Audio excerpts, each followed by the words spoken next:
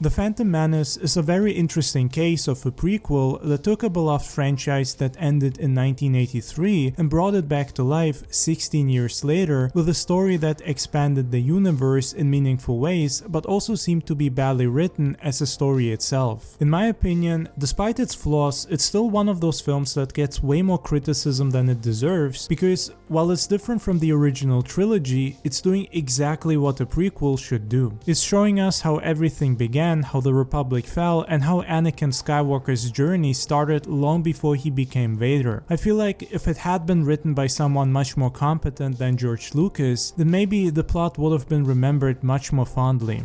What if you could share every moment again?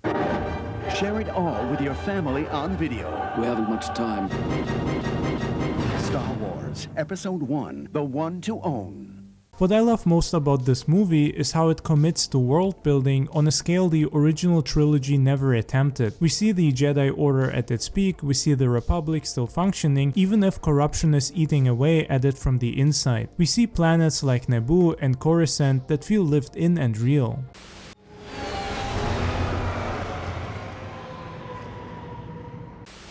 You still have much to learn, my young apprentice. You can see how Lucas tried to create a massive universe full of deep lore and complex characters, and while I don't think he achieved these goals completely, this movie and the rest of the prequels definitely kickstarted a Star Wars revival and were extremely influential when it came to visuals, aesthetics, and lore.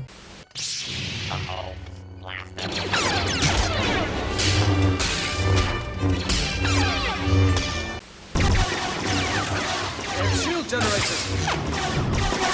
It's a standoff. Let's go. Qui-Gon Jinn is one of my favorite characters in the entire saga. Liam Neeson played him with this calm wisdom that made him feel like a true Jedi Master. He's not following the Council blindly. He's following the Force even when it leads him to make decisions that go against what everyone else thinks is right. Anakin will become a Jedi. I promise you. Do not defy the Council, Master, not again. I shall do what I must, Obi-Wan. Finding Anakin on Tatooine and believing he's the chosen one is the catalyst for everything that follows, and Qui-Gon's conviction in that moment is what makes it work. I don't presume to... But you do. Revealed your opinion is. I request the boy be tested, Master. Young Anakin is portrayed as this genuinely good kid with incredible abilities. I think Jake Lloyd gets a lot of unfair criticism, but he captured the innocence and enthusiasm of a 9-year-old who dreams of exploring the galaxy. Watching him say goodbye to his mother is heartbreaking because, well, you know how the story ends and what he becomes. The emotional weight wouldn't exist if we didn't see him as this hopeful child first. Are you an angel? What? An angel.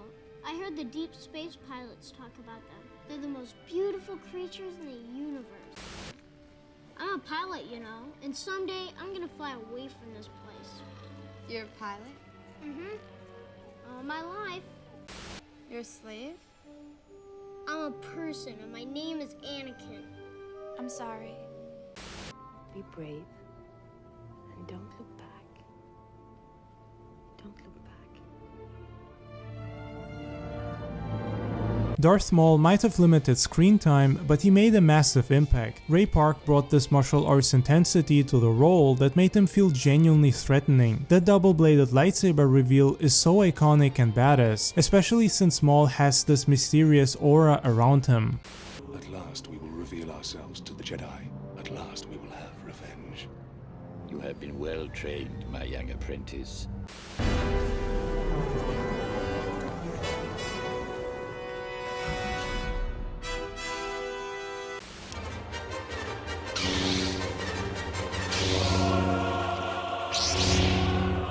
The Duel of the Fates is still one of the best lightsaber battles in the entire saga and maybe even in cinema history. John Williams' score during that sequence makes everything feel so much grander and epic. The choreography is aggressive and acrobatic, and it works because we're seeing the Jedi at their prime.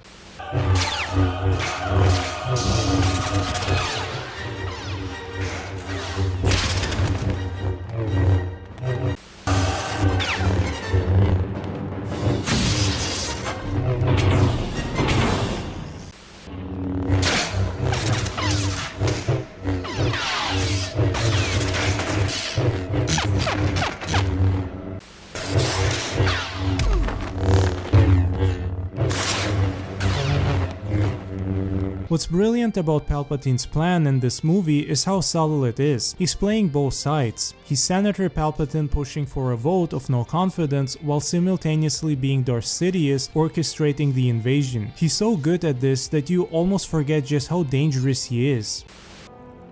Senator Palpatine has been nominated to succeed Valorum as Supreme Chancellor. A surprise, to be sure, but a welcome one.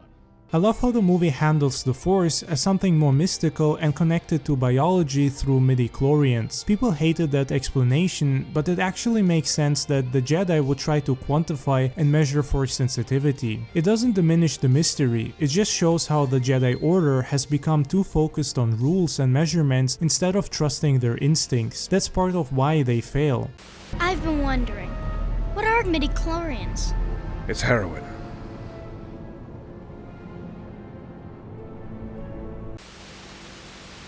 Midi-chlorians are a microscopic life form that resides within all living cells. Without the midi-chlorians, life could not exist, and we would have no knowledge of the Force. The ending manages to be both triumphant and tragic. Naboo is liberated, the Trade Federation is defeated, and Obi-Wan becomes a Jedi Knight and takes Anakin as his Padawan despite having reservations. Everything seems like a happy ending, but you know it's all going exactly according to Palpatine's plan. In hindsight, it feels like we're watching heroes win battles while losing the war. The chosen one the boy may be. Nevertheless, grave danger I fear in his training. Agree with you, the Council does. Your apprentice, Skywalker.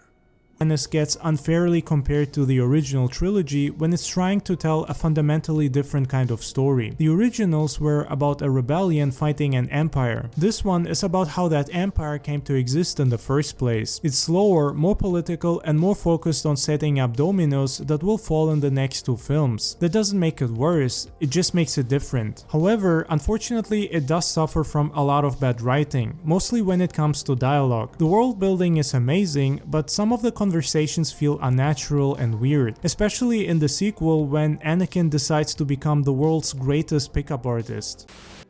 I don't like sand. It's coarse and rough and irritating, and it gets everywhere.